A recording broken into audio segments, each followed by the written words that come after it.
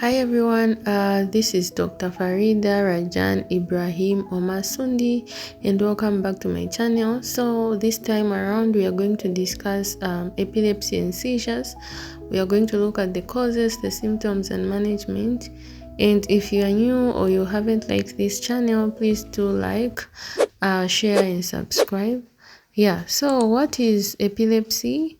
So epilepsy is a chronic neurological disorder that is characterized by recurrent and provoked seizures due to abnormal electrical activity in the brain. And what is a seizure? So a seizure is a sudden transient disturbance of brain function which often is manifested as altered consciousness, motor activity, sensory phenomena or behavior. So diagnosis usually requires more than 2 unprovoked seizures occurring more than 24 hours apart or one seizure with a high risk of reoccurrence.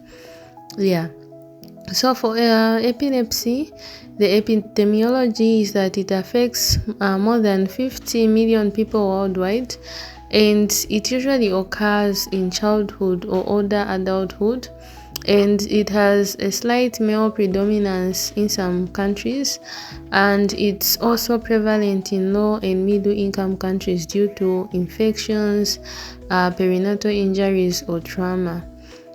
So what are the causes or etiology?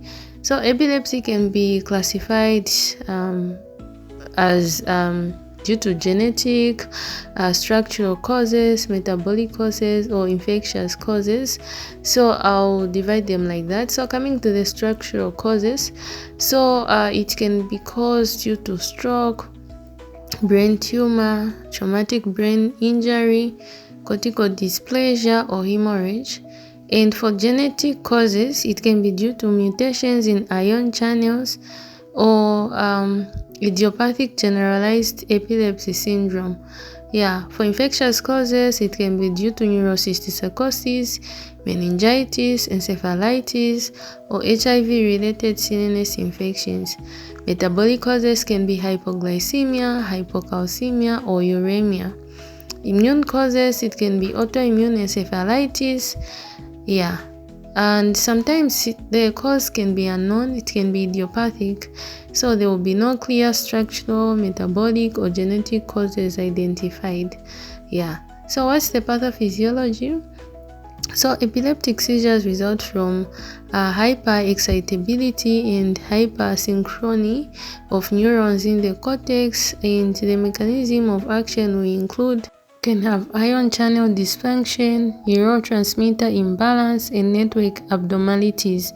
So what's the classification of seizures? So for seizures, we can have mainly 2 types. You can have the focal or partial seizures, which will arise from one hemisphere of the brain, and this mostly without impaired awareness, simple partial seizures. And you can have those with impaired awareness, which is complex partial seizures, where there's altered consciousness or automatisms. And for generalized seizures, this will involve both hemispheres from onset, and the various types of these include the tonic-clonic, where there's stiffening, then jerking. There's absence, where there's breath stirring, often in children.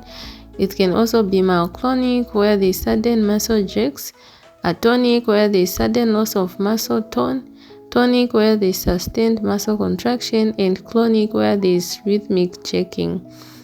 So what are the clinical features? So this will depend on the type of seizure. So for focal seizures, it's unusual sensations, there's twitching, there's deja vu, autonomic symptoms, and altered consciousness.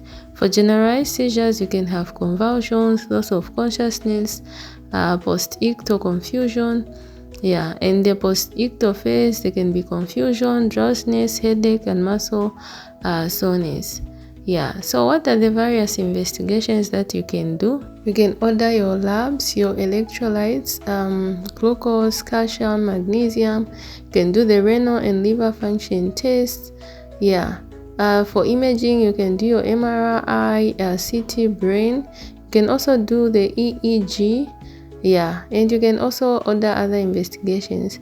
For management, for acute seizures, you can ensure you protect from injury, do not restrain, you check your airway, breathing, and circulation.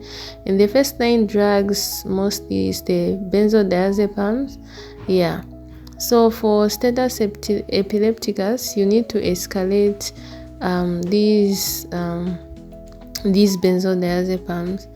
Yeah, and for long-term chronic management of epilepsy, you can give anti-seizure medications, and you can also encourage lifestyle and preventive measures where you avoid sleep deprivation, alcohol, and triggers.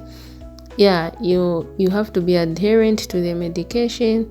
Yeah, and for what are the complications? So complications can include things such as injury during seizures, where there is fall, burns, or drowning. And for status epilepticus, you can have sudden unexpected death in epilepsy, and just psychosocial depression, anxiety, or social stigma. Yeah, so that was a brief presentation on epilepsy and seizures. See you in the next video. Thank you.